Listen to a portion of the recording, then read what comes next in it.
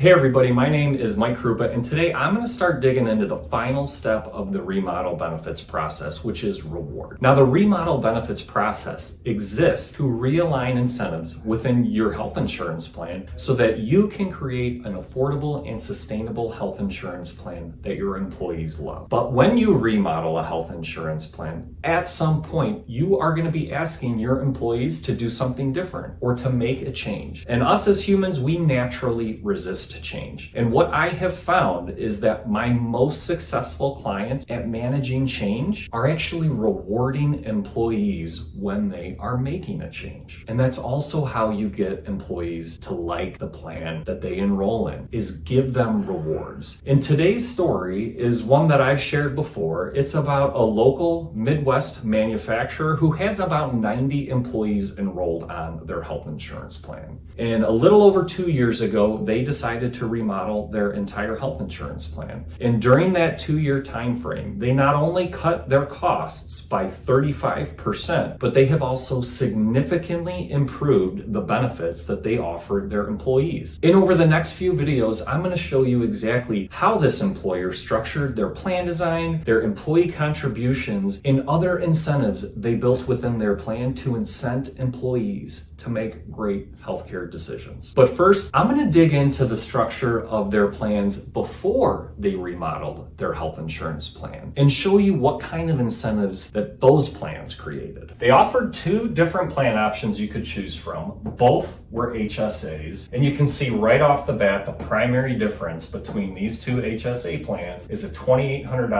deductible versus a $6,000 deductible. But I want to first highlight the fact that these are HSA plans and what that means for an employee, specifically on the prescription drug side. Now you can see if I go down here to prescription drugs, there is a copay on this HSA plan, but because of the rules of HSAs, those don't apply until after you have met your deductible, right? So what I want to highlight here on the prescription drug side is that there's already a significant barrier to care for these employees, regardless of what plan they choose, because on the prescription drug side, if they are taking a very high cost specialty medication, right off the bat, they're going to have significant financial exposure. And it is very possible that they could meet their deductible right off the bat from the very first fill on a specialty medication. So significant exposure that they're facing on the prescription drug side. When we dig into some of the other components, I also want to highlight PCP, or your primary care physician, because again, you have to meet the deductible before the health plan picks anything up. And the average cost of a primary care visit is probably going to be around $150 to $200. So again, just to go to see their doctor, they're going to have to pay $150 to $200 out of their pocket, which is a large sum of money. But now let's talk about how they structured the employee contributions. Many employers have structured employee contributions like this over the years, where you have one overall plan design and then you put what I'll call a less rich plan design right next to it. Less rich meaning a $6,000 deductible versus a $2,800 deductible. And what employers have been doing over the last 20 years is making this plan here, the less rich plan, the least expensive plan, right? Because employees are picking up more of the cost on the plan design, so let's give them a little bit of a break on the employee contributions. And in this case, you can see from a single standpoint, it's about a $900 annual difference in employee contributions, and for family coverage, it's a little over a $4,000 difference in employee contributions. And that's significant because this is a Midwest manufacturer who does have a portion of their population that is a lower paid workforce. And so what I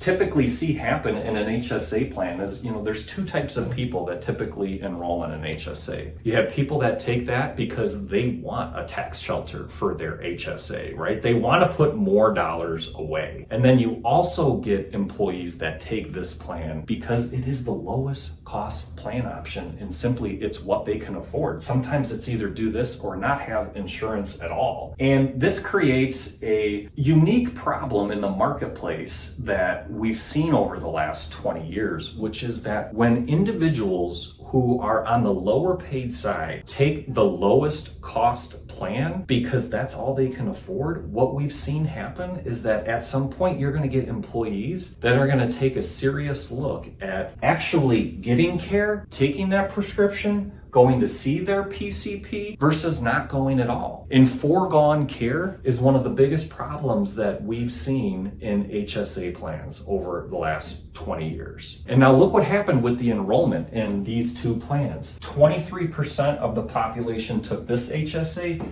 77% took this HSA. Why? Because of employee contributions and the nature of that workforce. So you got to keep this in mind, right?